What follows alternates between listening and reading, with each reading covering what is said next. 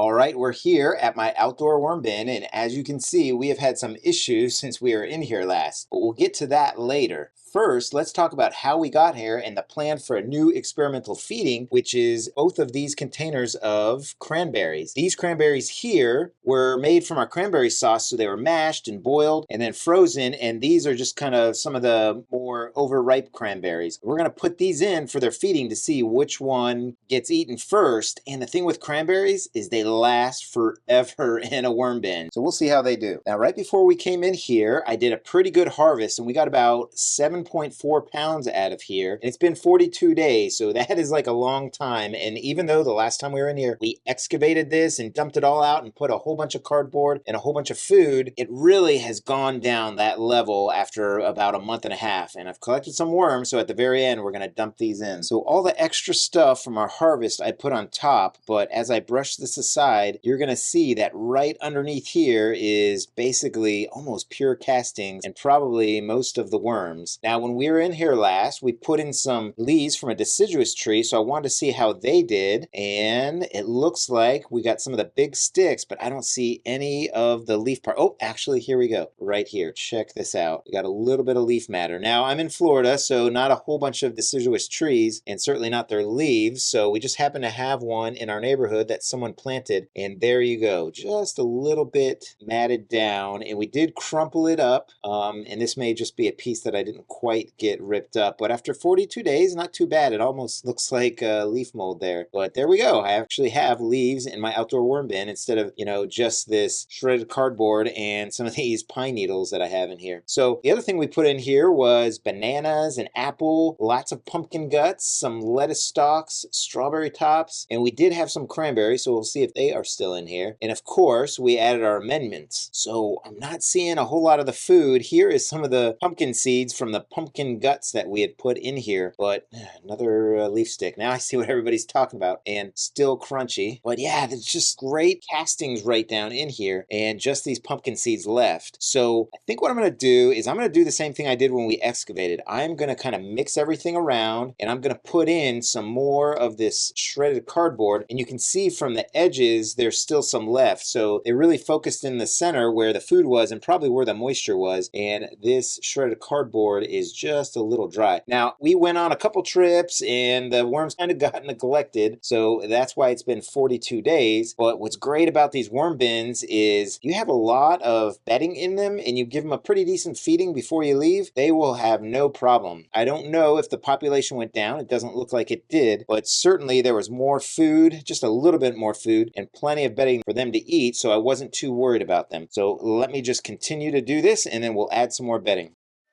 What is that? So this right here is a really long-term food, and this is an avocado pit, and check it out. Inside the actual seed part, it is a little mushy, so I'm just going to help it along right there. I don't know if you saw, but as I picked it up, there was one little ant, and let's kind of get back to that and talk about that. One of the things that can happen with an outdoor worm bin is you can get little critters like ants. You see these black ants in here? Now, they get in here because they want to lay their eggs. So they're not really eating the worms, but they are kind of making a home out of my worm bin. So what I do is I just kind of shake them out, shake them off, and they don't like that at all. And what happens is if I come in here every 2 or 3 days and kind of open it and close it, then none of these ants will be in here. Now, this looks bad. This looks like really bad, but they're on me and they're not biting me. But if I lift it out even more, we'll see that they're really not inside the worm bin. In fact, the worms are just fine. They're just kind of taking shelter from it. So what I'm going to do is I'm going to take the one bag out from the other, and I'm going to get rid of all these ants, and I'm going to get better at coming in here and kind of looking inside every 2 to 3 days so that they never make a home in here. So thankfully, those are foraging ants, and the ones that are still left in here are probably just trying to escape and find their way out, but I'm going to be a lot better about kind of disturbing the bin every 3 days or so, so they just decide that it's not a good place for them. So in we go with some bedding to mix around.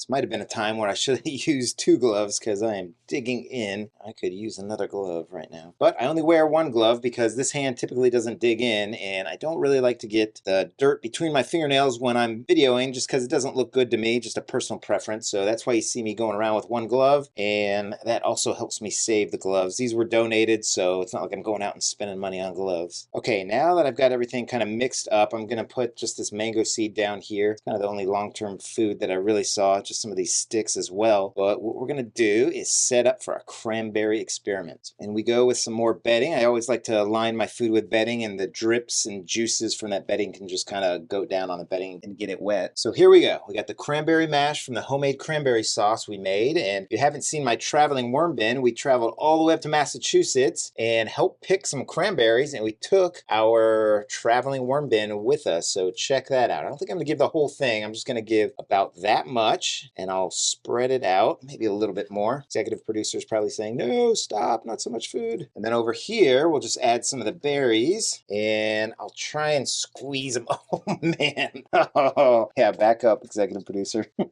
He's always in the danger zone there. Oh, there we go. I got a few of them. I didn't get them all, but every one of these is kind of overripe, so hopefully they'll be able to get into some of them, but there we go. All of this has been frozen. This obviously cooked and boiled, so we'll see how they do. And I definitely have to wipe my hands off after that. Oh boy, there we go right there. And we'll just put it on top, and I think what we'll do is we'll kind of do another layer here, and that's because I know I'm not going to get to this bin for another couple of weeks, so let's give them some more regular food. So again, all this has been frozen, and this is some of our regular scraps that we find ourselves with throughout the week. Some lettuce stalks, a bit of an apple, and then a mango, I'm sorry, and then a avocado shell. Hopefully there'll be some worms in there, and I'm going to actually entice them a little bit more with some celery and some cucumber shreds, and then some strawberries. Maybe we'll get a worm ball in there, but I don't know, after a couple weeks they may have vacated. So now we're going to go in with some of our amendments, and I just made some more worm chow, and we've got some, I think, brown sugar, cornstarch, and maybe some confectioner's sugar, I think, is in there as well. And we've got some coffee grounds here. I'm just going to kind of pour in, and I'm going to give them a little bit more around the edges as well. Just another food source for them. And I really like the coffee and the worm chow kind of as food because it is so small and they can get to it quickly. But if you clump it up too much, they really don't go inside unless it kind of gets moist. I've got some time lapses that kind of show me that. And one of the things that I've seen in the time lapses is that the worms absolutely love eggshell grit, and they go for it right away. All right, so in we go with some more shredded cardboard, and we got a little piece here that I think is from the edge, just kind of sneaks by some of the razors within the shredder there. Put some more in. That's enough. That's enough. Yeah, because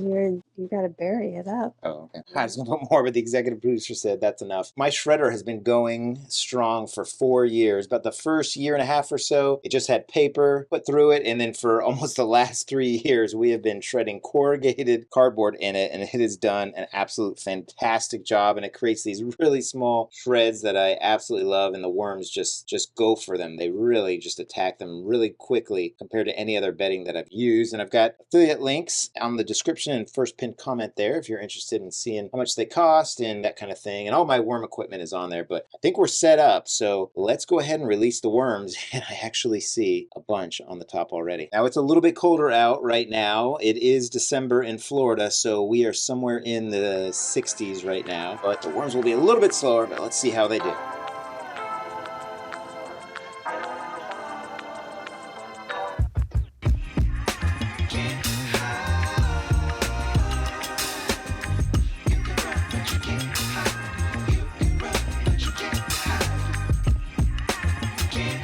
We got a little clump that is kind of just below the surface, and the executive producer says they feel like they're in, so we're going to let them be. Add a little bit more shredded cardboard right over the top, maybe a little bit more, and what I'll do is I'll water this in because this bin sits right on the ground, and I can put as much water in here as I need to, and I never worry about it getting too moist because it drains right out of this fabric pot. So hopefully you've learned a little bit about some of the critters that I have to deal with in an outdoor bin, and those ants are foraging. We don't have have any other ants in my yard anyway that kind of attack worms, so I'm not too worried about that. Just got to get in there and just kind of take a peek at it. And the ants that kind of scout things out realize this isn't a place to be. I just left them for a little bit too long. So I hope you're having a great day. I hope your worm bins are doing fantastic. So happy vermicomposting, everybody. Take care now.